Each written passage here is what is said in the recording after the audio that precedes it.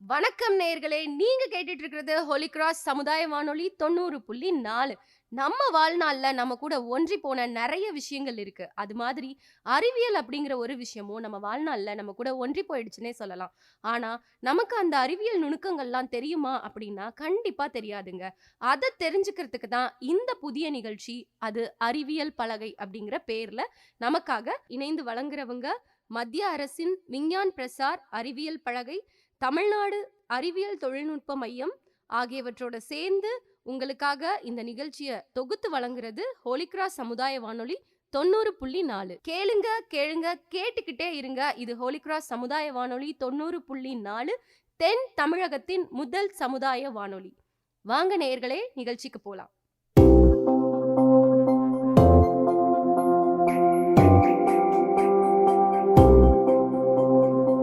அறிந்திடுவோம், நாம் அறிந்திடுவோம், நம் அறிவியல் பலனை புரிந்திடுவோம். அன்றாடம் வாழ்க்கையில் அறிவியல் உண்டு, அறிவியல் அறிவோம் இப்பலகையை கொண்டு.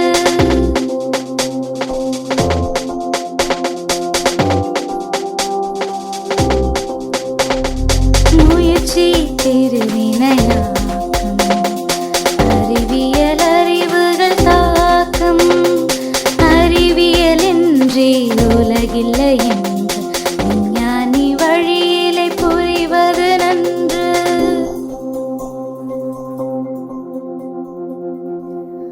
அறிவியல் பலகை. நேயர்களே, இந்த நிகழ்ச்சியை மத்திய அரசின் விஞ்ஞான் பிரசார் அறிவியல் பலகை, தமிழ்நாடு அறிவியல் தொழில்நுட்ப மையம் ஆகியவற்றோடு இணைந்து வழங்குவது ஹோலி கிராஸ் சமுதாய வானொலி 90.4. டேய், இன்னைக்கு வந்துட்டு ஆதி, நான் செம்ம ஹாப்பியாக இருக்கேன் நீ. நான் ஏன்டா? ஏன்னா வந்துட்டு சந்திராயன் 3 சக்ஸஸ்ஃபுல்லாக லான்ச் பண்ணிட்டாங்க. ரொம்ப பெருமையாக இருக்கு எனக்கு. ஆமாம், எல்லா இந்தியனுக்கும் இது ரொம்ப ஒரு பெருமையான நிகழ்வாக தான் இருக்கும். ரொம்ப வருஷம் கழிச்சு சக்ஸஸ்ஃபுல்லாக சந்திராயன் 3 லான்ச் பண்ணியிருக்காங்க. ஆனால் எனக்கு வந்துட்டு ரொம்ப நாளாக ஒரு டவுட் இருக்குப்பா. என்ன டவுட்டு? இப்போது இந்தியாவில் எவ்வளவோ இடம் இருக்குது. ஆமாம், அது என்ன ஆந்திர பிரதேசத்தில் ஸ்ரீஹரிகோட்டாவில் மட்டும் ராக்கெட் லான்ச் பண்ணுறாங்க? இது ஒரு அருமையான கேள்விடா. ஒரு நிமிஷம், இந்த மேப்பை பாரு. ஓகே. இந்த மேப்பில் பூமியை ரெண்டா பிரிக்கிற ஈக்வட்டார் அப்படின்னு ஒரு லைன் இருக்கு. ஈக்வட்டார்னா பூமத்திய ரேகை. அதே தான்.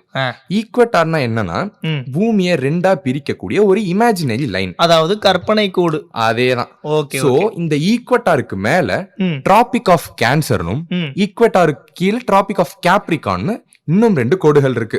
அப்படின்னா மகர ரேகை, கடக ரேகை. எக்ஸாக்ட்லி. ஓகே. சோ இந்த ஈக்வட்டார்ன்ற லைன் சுத்துற வேகம் இருக்கு தெரியுமா? ஆமா. அது 1670 km/h. அப்ப மேலேயும் அதே ஆவார் தானே போவோம்? அதுதான் கிடையாது. டிராபிக் ஆஃப் கேன்சரும் டிராபிக் ஆஃப் கேப்ரிகானும் சுத்துற வேகம் 1180 km/h தான். அதை விட இதையே கம்மியா சுத்துது. சொல்றேன் கேளு. இப்போ ஈக்வட்டார்ன்றது ஈஸ்ட் சைட்ல இருக்கு. ஆமா. பூமிக்கு ஈஸ்ட் சைட்ல இருக்கிறதுனால அந்த சைடு கொஞ்சம் தட்டையா இருக்கும். ஓகே. இப்போ ஸ்ரீஹரிகோட்டாவும் ஈஸ்ட் சைட்ல தான் இருக்கு. ஓகே. அந்த இடத்துல இருந்து இப்ப நம்ம ராக்கெட்டை லான்ச் பண்ணோம் அப்படின்னா ஈக்வட்டார்ல இருந்து அது சுத்துறதுனால கொஞ்சம் அதிகமான வேகம் ராக்கெட்டுக்கு கிடைக்கும். இதனாலதான் ஸ்ரீஹரிகோட்டால இருந்து ராக்கெட்ஸ் நிறைய லான்ச் பண்றாங்க. அப்ப பூமி வெஸ்ட்ல இருந்து ஈஸ்ட் சைடு சுத்துறதுனால ஈஸ்ட் சைட்ல இருந்து ராக்கெட் லான்ச் பண்றோம். அதேதான். ஒருவேளை வெஸ்ட் சைடு லான்ச் பண்ண என்ன ஆகும்? இப்போ ராக்கெட் நம்ம ஈஸ்ட் சைட்ல லான்ச் பண்றோம்ல, அதுக்கு பக்கத்துல எல்லாம் ஃபுல்லா கடல் தான், அதாவது Bay of Bengal. Okay, Bay of Bengal. இப்போ ஏதாவது ஒரு சின்ன தொழில்நுட்ப கோளாறுனால ராக்கெட் ஃபெயிலியர் ஆயிருச்சுன்னு வை, அது கண்டிப்பா வெடிக்கும். கண்டிப்பா. அப்படி வெடிக்கும் போது அது வெஸ்ட் சைட்ல லான்ச் ஆயிருந்துச்சுன்னா சுத்தி இருக்கிற எல்லா இடத்துலயும் அது விழுவ ஆரம்பிக்கும். அதாவது நிலப்பகுதியில் விழுந்துரும். நிலப்பகுதியில விழுந்தா மக்கள் உயிர் சேதாரமாகும். இப்போ ஈஸ்ட் சைட்ல நம்ம லான்ச் பண்றதுனால அங்கே ஏதாவது ஒரு தொழில்நுட்ப கோளாறு ஆச்சுன்னா அது வெடிஞ்சாலோ கடல்ல தான் போய் விழுவும். எந்த ஒரு மக்களுக்கும் எந்த ஒரு சேதாரமும் நடக்காது. தொழில்நுட்ப கோளாறுன்னு சொல்லி இது பண்ணிக்கலாம். அதேதான். அட, நீ ஒரு நிமிஷம் இந்த மேப்பை பாரு. இப்போ ஸ்ரீஹரிகோட்டா இங்க இருக்கு. ஆமா. தமிழ்நாடு கொஞ்சம் கீழே இருக்கு. அப்புறம் பார்த்தா அந்த ஈக்வட்டாருக்கு கிட்ட தமிழ்நாடு தானே இருக்கு. தமிழ்நாட்டுல இருந்தே லான்ச் பண்ணலாம்ல? கரெக்ட் தான். இப்போ இஸ்ரோல என்ன சொல்லிருக்காங்கன்னா, தமிழ்நாட்டுல தூத்துக்குடி இருக்குல்ல, தூத்துக்குடி, அங்க குலசேகரப்பட்டினம் அப்படின்ற ஒரு ஊர்ல இருந்து ராக்கெட் லான்ச் பண்ண போறதா இஸ்ரோல பேசிக்கிட்டு இருக்காங்க. ஓஹோ! அப்ப இனிமே வர ராக்கெட்ஸ் லான்ச் எல்லாம் அங்க நடக்க வாய்ப்பு இருக்கு. கண்டிப்பா அப்போ ராக்கெட் இன்னும் ஸ்பீடா போகவும் வாய்ப்பு இருக்கு. கண்டிப்பா மிஷின் சீக்கிரமா சக்சஸ்ஃபுல்லா வாய்ப்பு இருக்கு. டெஃபினெட்லி. சூப்பர்ப்பா. ஆமா, இந்த ஈக்வட்டார் பத்தி சொன்ன, அப்புறம் இந்த மகரரேகை, கடகரேகைலாம் சொன்னேன். இதெல்லாம் பத்தி என்ன நீ சொல்லவே இல்லையே. ஈக்வட்டார்னா என்ன? அதான் சொன்னேன்ல, ஈக்வட்டார் அப்படிங்கிறது பூமிய சரிசமமா பிடிக்கக்கூடிய ஒரு இமேஜினரி லைன். Imaginary line. அதான் ஈக்வட்டார். ஈக்வட்டார். Okay, thank you. ஒரு பெரிய டவுட்டை கிளியர் பண்ணிட்டேன். ரொம்ப நன்றி. ஸோ இதுக்கப்புறம் இந்த மாதிரி நிறைய டீட்டெயில்ஸ்லாம் நாங்கள் உங்களோட ஷேர் பண்ணிப்போம். ஸோ அடுத்த டீட்டெயில்ஸ் நாங்கள் எடுத்துகிட்டு வர வரைக்கும் உங்களிடமிருந்து விடை பெறுவது உங்கள் Adhi and Kumar. Thank you. Thank you so much. வணக்கம் நேர்களே, நீங்கள் கேட்டுக்கொண்டிருப்பது உங்கள் ஹோலி கிராஸ் சமுதாய வானொலி 90.4. இன்னைக்கு நம்ம என்ன பார்க்க போறோம்னா, மூட நம்பிக்கையில் உள்ள அறிவியலை பற்றி தான் பார்க்க போகிறோம். இரவு நேரத்தில் உண்மையாகவே கண்ணு நல்லா தெரியும். ஏன்னா கேரட்டில் விட்டமின் ஏ அதிகமாக இருக்குது. விட்டமின் ஏ குறைபாடு உள்ளவங்க சாப்பிட்டா கண்ணு நல்லா தெரியும். கேரட்டை பச்சையாக சாப்பிட்றதோட சமைச்சு சாப்பிட்டா அது எல்லா உடம்புகளுக்கும் போய் சேரும். ரத்தம் நீல கலர் தான், அது ஆக்சிஜனோட சேர்றதா சிவப்பு கலராக தெரியுது.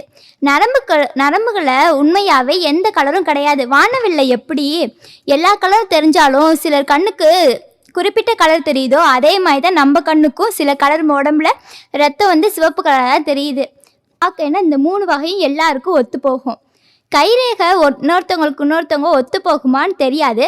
இந்த உலகத்தில் 800 கோடி மக்கள் இருக்காங்க. ஒருத்தரோட ஒருத்தர் கைரேகை ஒத்து போகும். என்ன நேர்களே, இன்னைக்கு மூட நம்பிக்கையில் அறிவியலை பற்றி கேட்டோம். நாளைக்கு இன்னொரு நிகழ்ச்சியில் உங்களை சந்திக்க விடைபெறுவது சரோஜா மற்றும் ரம்யா. நன்றி, வணக்கம். நேயர்களே, நீங்கள் இப்போ கேட்டுட்டு இருக்கிறது நம்ம ஹோலி கிராஸ் சமுதாய வானொலி 90.4. இன்னைக்கு நம்மளோட டாபிக் என்னன்னு பார்த்தோம் அப்படின்னா, அறிவியல் பூர்வமான பல கேள்வி பதில்களை இன்னைக்கு நம்ம பார்க்க போகிறோம். எந்த நாட்டில் 5 சூரியன் இருக்குன்னு உங்களுக்கு தெரியுமா?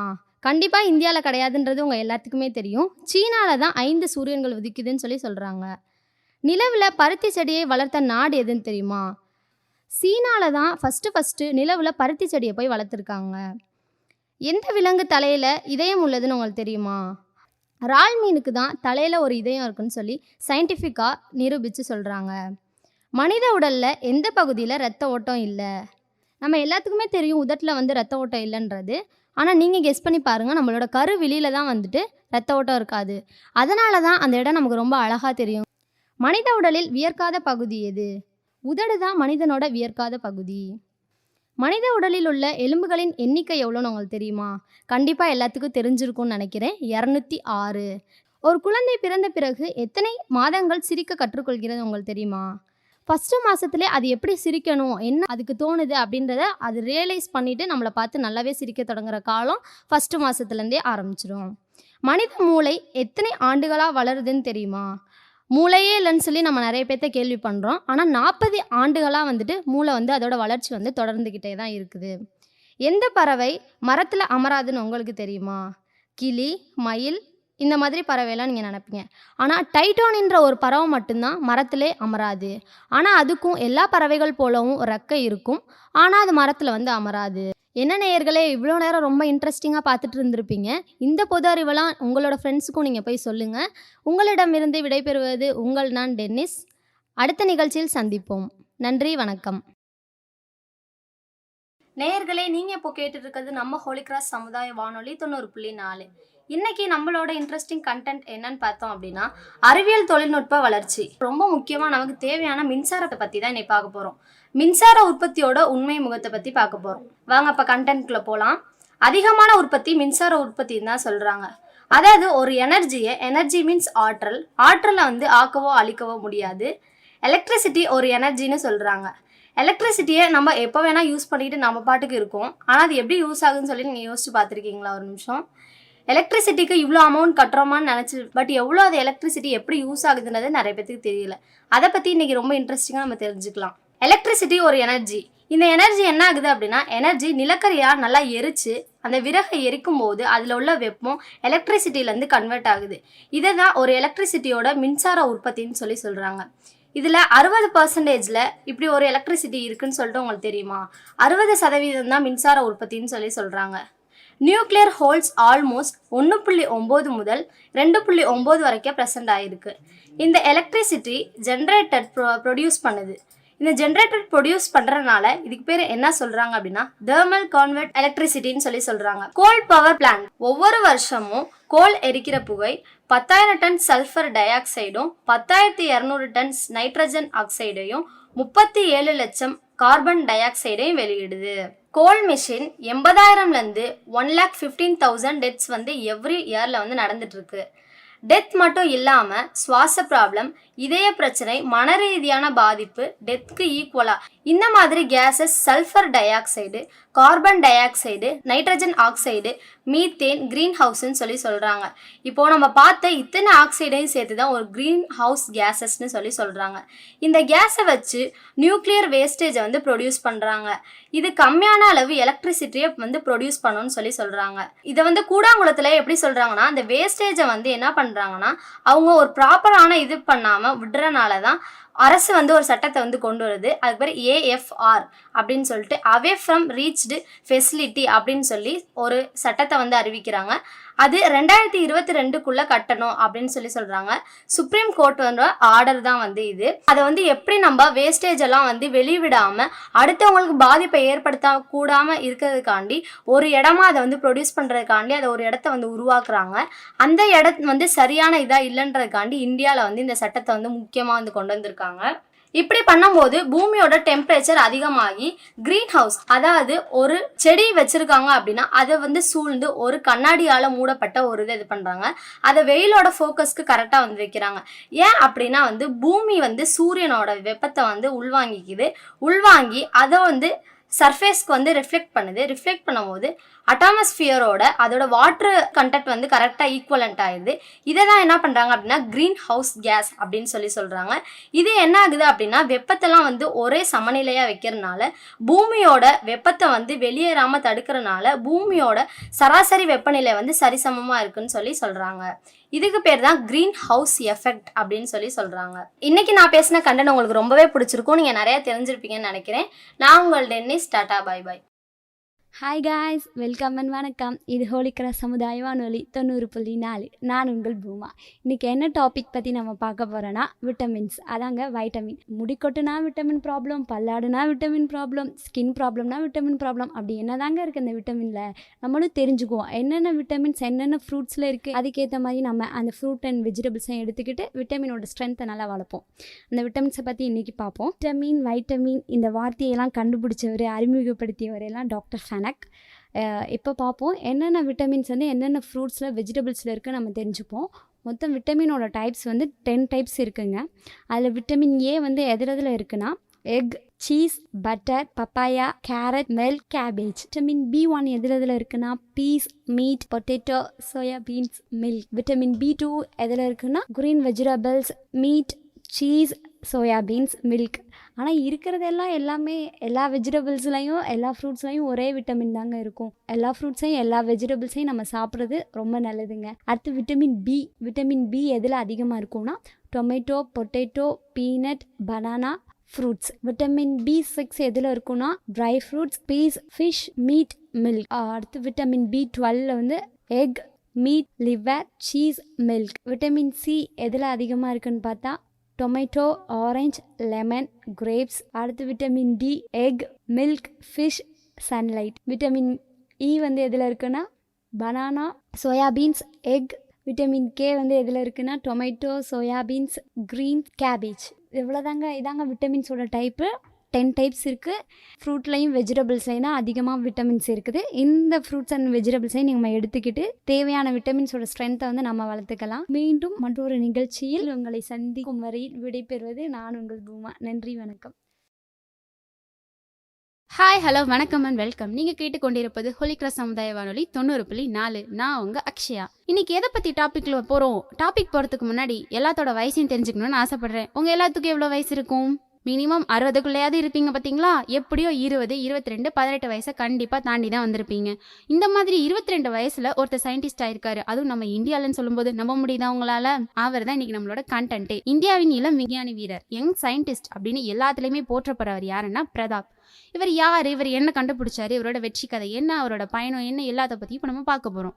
பிரதாப் அப்படிங்கிறவர் எப்படி இருக்காரு அப்படின்னு பார்த்தோன்னா வெறும் 22 வயசு தாங்க ஆகுது அவருக்கு. என்ன பண்ணியிருக்காரு? சொல்றேன் கேளுங்க.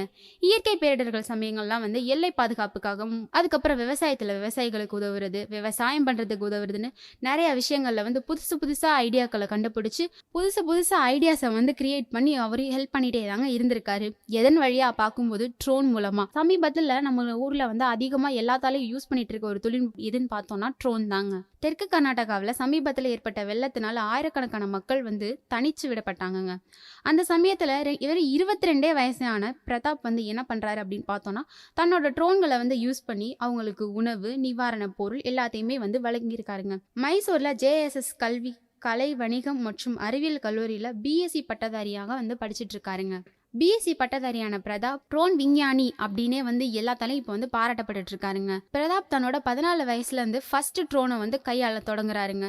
சின்ன வயசுலயே அவர் வந்து விதை போட்டு வச்சிருக்காரு. அடுத்து பார்த்தோம்னா அடுத்த 2 வருஷத்துல, அதாவது தன்னோட 16வது வயசுல முழுமையாக இயக்கக்கூடிய ஒரு ட்ரோனை வந்து அவர் வந்து உருவாக்கியிருக்காருங்க. இந்தியாவின் முன்னணி விஞ்ஞானி மற்றும் குடியரசுத் தலைவர் டாக்டர் APJ அப்துல் கலாம் ஐயா அவர்களை வந்து கண்டு தன்னோட உந்துதலாக பெற்றாரு. தன்னோட இன்ஸ்பிரேஷனாக பெரிய ஆளை தாங்க வச்சிருக்காரு. அது மட்டும் இல்லாமல் ஃபர்ஸ்ட் அவர் விடும்போது அவருக்கு எந்த ஒரு யூஸுமே இல்லைங்க. அதுக்கப்புறம் இன்று இல்லைனா நாளை, நாளை இல்லைனா நாளை மறுநாள் அப்படின்ற பழமொழிக்கு ஏற்ற மாதிரி சில நாட்கள் மட்டும் இல்லைங்க, சில மாதங்கள் மட்டும் இல்லை, சில வருஷங்கள், அதுக்கப்புறமா வந்து சில வருஷங்கள் கலந்த பின்னரும் அவர் வந்து சாதனை படிச்சிருக்காருங்க. படம் பிடித்து தன்னோட ட்ரோனை யூஸ் பண்ணிங்க. அது மட்டும் இல்லாமல் அதுக்கப்புறம் அவர் ஃபர்ஸ்ட் அந்த சாதனை படித்து முடிச்சதுக்கப்புறம் என்ன பண்ணியிருக்காரு அப்படின்னு பார்த்தோன்னா 6 முக்கியமான ப்ராஜெக்டுகளை வந்து தன்னை வந்து முழுமையாக ஈடுபடுத்தி அதில் வெற்றியும் பெற்றிருக்காருங்க. பிரதாப்போட ட்ரோன்கள் வந்து குறைஞ்ச நேரத்தில் வந்து எல்லாத்துக்குமே மருந்து பொருட்களை விநியோகித்து வந்து யூஸ்ஃபுல்லாக இருந்திருக்குங்க. அது மட்டும் இல்லாமல் நம்ம இந்தியாவில் மட்டும் இல்லாமல் ஆஃப்ரிக்காவில் இருக்க பழங்குடியின மக்களுக்கு வந்து உயிர்களை வந்து காப்பாற்றுறதுக்கு ரொம்பவே யூஸ்ஃபுல்லாகவும் இருந்திருக்குங்க. 87 நாடுகள் வந்து அவரை வந்து இப்போ அழைச்சிக்கிட்டே தான் இருக்காங்கங்க. இதை எல்லாத்தையும் இவர் சின்ன வயசுலேயே இவ்வளோ பெரிய சாதனையை படைச்சிருக்காரு அப்படின்றது மட்டும் இல்லாமல் நம்ம தமிழ்நாடு அரசு, அதாவது நம்ம இந்திய அரசு வந்து என்ன பண்ணியிருக்காங்கன்னு பார்த்தீங்கன்னா 2018வது வருஷம் வந்து அவருக்கு வந்து தங்கப்பதக்கத்தை வந்து அழிச்சு அவரை வந்து கௌரவிச்சிருக்காங்க. எத்தனை தான் தங்க பதக்கங்கள் வந்து வென்றாலும் நிலைக்குடம் தழும்பாது அப்படின்ற மாதிரி தாங்க அவர் ஒவ்வொரு விஷயத்துலையுமே வந்து செயல்பட்டுட்டே இருந்திருக்காரு. அவசர காலத்தில் வந்து ட்ரோன்களை பயன்படுத்துறது வந்து தொடர்பாக ஒரு உரையாடலே வந்து நடந்திருக்குங்க. எங்கன்னு பார்த்தீங்கன்னா ITI மும்பையில் வந்து இவரோட ட்ரோன்களை வந்து நம்ம வந்து அவசர காலத்துக்கு யூஸ் பண்ணலாமா அப்படின்ற அளவுக்கு வந்து அவர் வந்து வளர்ச்சி அடைந்திருக்காருங்க. சரி, உங்களோட வெற்றிக்கு என்னதான் காரணம், சம்பாத்தியம்லாம் இல்லாமல் நீங்கள் எப்படி இவ்வளோ தூரம் வளர்ந்துருக்கீங்க அப்படின்னு அவர்கிட்ட கேள்வி எழுப்பும்போது அவர் சொல்லியிருக்காரு பாருங்க, ட்ரோன் உருவாக்குறதுக்கு பணத்தை வந்து நான் கொஞ்சமாக தான் செலவு பண்ணியிருக்கேன், அதுலேருந்து வர மின் கழிவுகளை வந்து பயன்படுத்தி நான் நிறைய அளவில் வந்து தயாரிச்சிருக்கேன் இப்போ அப்படின்னு வந்து சொல்றாரு. ஊக்குவிக்கும் தொகை வந்து வழங்குறாங்க. அந்த மாதிரி தன்னோட பிரைஸ் மணியை வச்சுதாங்க நான் இவ்வளவு தூரம் வளர்ந்துருக்கேன் அப்படின்னு வந்து பெருமையா கர்வமா வந்து சொல்றாருங்க. அது மட்டும் இல்லாம சின்ன சின்ன விஷயங்கள்ல கூட அவர் கண்டுபிடிக்க தொடங்கியிருக்காரு. மிக்சில இருந்து தாங்க ட்ரோனை கண்டுபிடிச்சிருக்காருன்னு சொன்னா நம்ப முடியுதா? ஆனா அவர் அதை தாங்க செஞ்சிருக்காரு. டிவி சிப்ல இருந்து எல்லாத்துலயுமே ஒவ்வொரு இதை கண்டுபிடிச்சிருக்காருங்க. இந்தியன் பிரெயின் அப்படின்ற ஒரு இடத்துல வந்து அவருக்கு கீழே 3 சொற்றொடர்ல வந்து ஒரு வாக்கியமே கொடுத்திருக்காங்க. என்னன்னு பாத்தீங்கன்னா, he is alone built 600 recycled drones using e-waste and he is only 20 years old. இன்னொருக்க சொல்றேன் கேளுங்க. Indian brain, he is alone built 600 recycled drones using e-waste and he is only 22 years old. 22 வயசுல இவ்வளோ தூரம் சாதனை படைச்சிருக்க முடியும் அப்படின்றத நம்மளால நம்பவே முடியல. பார்த்தீங்களா? 600 ட்ரோன்களை வந்து மின்னணு கழிவுகளை வந்து யூஸ் பண்ணி இவர் தயாரிச்சிருக்காரு அப்படின்னு சொன்னா நம்ப முடியுதா? அது 22 வயதான வாலிபர்கள். இப்ப இருக்க இளம் வயதினர் தன்னோட சமூக வலைத்தளங்களுக்கு அடிமையாகி நம்மளோட நேரத்தை வந்து வீணாக்கிட்டு இருக்கோம். அதே வீணாக்குற நேரத்துல ஒருத்தர் தன்னோட வளர்ச்சிக்காகவும் தன்னோட நாட்டு வளர்ச்சிக்காகவும் எவ்வளவு தூரம் முயன்றிருக்காருன்னு பாருங்களேன். இவரை மாதிரியே நம்ம நாட்டுல எல்லாருமே வளரணும்னு நான் ஆசைப்படுறேங்க. ஒவ்வொரு ஸ்டூடெண்ட்டும் இந்த மாதிரி ஒவ்வொரு கண்டுபிடிப்புகளை கண்டுபிடிக்கல முடியலனாலும் அவங்க கண்டுபிடிக்கிறவங்களுக்கு உறுதுணையா ஒரு ஊக்குவிக்கும் ஒரு கருவியா இருக்கணும்னு நான் ஆசைப்படுறேங்க. என்ன நேயர்களே, இன்னைக்கு நான் உங்களுக்கு கொடுத்த தகவல் உங்களுக்கு ரொம்பவே யூஸ்ஃபுல்லா இருந்திருக்கும்னு நினைக்கிறேன். இதே மாதிரி அடுத்த நிகழ்ச்சியில நம்ம வந்து சந்திப்போம். அதுவரை உங்களிடமிருந்து விடைபெறுவது நான் உங்கள் அக்ஷயா. நன்றி, வணக்கம். நேயர்களே, நம்ம நிகழ்ச்சிகள் எல்லாத்தையும் கேட்டு ரசிச்சதோட மட்டும் இல்லாம நிறைய விஷயங்களை தெரிஞ்சுக்கிட்டு இருப்பீங்கன்னு நம்புறேன்.